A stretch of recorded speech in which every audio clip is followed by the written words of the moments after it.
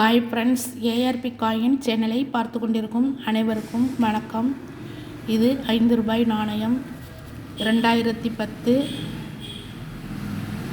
Hyderabad mint நாணயம். 5 முகம் கொண்ட ஸ்டார் குறியீடு உள்ள ₹5 நாணயம்.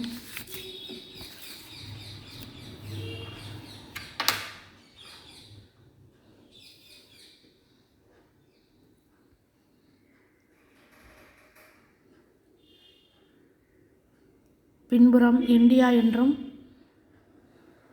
பாரத் என்றும் சத்தியமே ஜெயமே என்றும் எழுதியிருக்கும் அசோக முத்திரையுடன் கூடிய நாணயம்.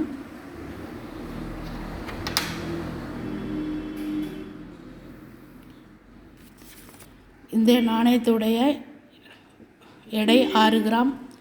நிக்கல் பிராஸ் நாணயம். இதனுடைய பரப்பளவு 23 mm. Mint mark, star mint mark. இந்த நாணயம் சாதாரண நிலையில் இருந்தால் ₹5 முதல் ₹100 வரை விலை போகும். வெரிஃபை கண்டிஷனாக இருந்தால் ₹100 முதல் ₹200 வரை விலை போகும். யூஎன்சி கண்டிஷனாக இருந்தால் ₹535 வரை விலை போகும். சென்டர் எரர், அதாவது ஆப்சண்ட் எரர் நாணயமாக இருந்தால் ₹1320 வரை விலை போகும்.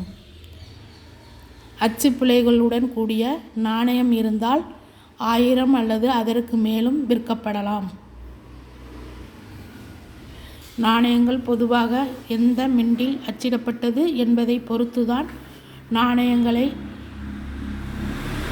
வாங்குபவர்கள் நல்ல விலை கொடுத்து வாங்குவார்கள். ஒவ்வொரு மின்ட் மார்க்கிற்கும் ஒரு விதமான அமௌண்ட் உண்டு மற்றும் நாணயம் எந்த கண்டிஷனில் இருக்கின்றது என்பதை பொறுத்து தான் அதனுடைய விலைகள் மாறுபடும். நாணயங்கள் சாதாரண நிலையில் இருந்தால் அமௌண்ட்டு சாதாரண நிலையில் தான் போகும். நல்ல நிலையில் யூஎன்சி கண்டிஷனாக, அதாவது இந்த வீடியோவில் காண்பது போல் இருக்கக்கூடாது. நல்ல புத்தம் புதிதாக இருந்தால் நாணயம் முதலில் அச்சிடப்பட்டது போல் இருக்க வேண்டும். அவ்வாறு இருக்கும் பட்சத்தில் நாணயம் நல்ல விலைக்கு போகும்.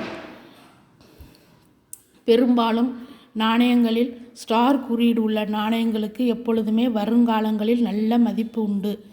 அதனால் நாணயங்களை சேகரிப்பாளர்கள் ஸ்டார் குறியீடு உள்ள நாணயங்களை விருப்பப்பட்டு வாங்கி வைத்து கொள்வார்கள்.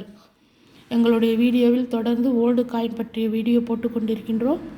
தவறாமல் ஏஆர்பி காயின் சேனல் வீடியோவை ஸ்கிப் பண்ணாமல் பார்க்கவும். வீடியோவை கடைசி வரைக்கும் ஸ்கிப் பண்ணாமல் பார்த்தால் மட்டும்தான் நாணயங்களுடைய விலை மதிப்பு உங்களுக்கு தெரிய வரும். இதுவரை எங்களுடைய சேனலை சப்ஸ்கிரைப் பண்ணாமல் பார்த்து கொண்டிருந்தால் சப்ஸ்கிரைப் பண்ணவும். இந்த வீடியோ பிடிச்சிருந்தால் சப்ஸ்கிரைப் பண்ணுங்கள், லைக் பண்ணுங்கள், கமெண்ட் பண்ணுங்கள், உங்களுக்கு தெரிஞ்சவர்களுக்கெல்லாம் ஷேர் பண்ணுங்கள். தேங்க்யூ. Thanks for watching.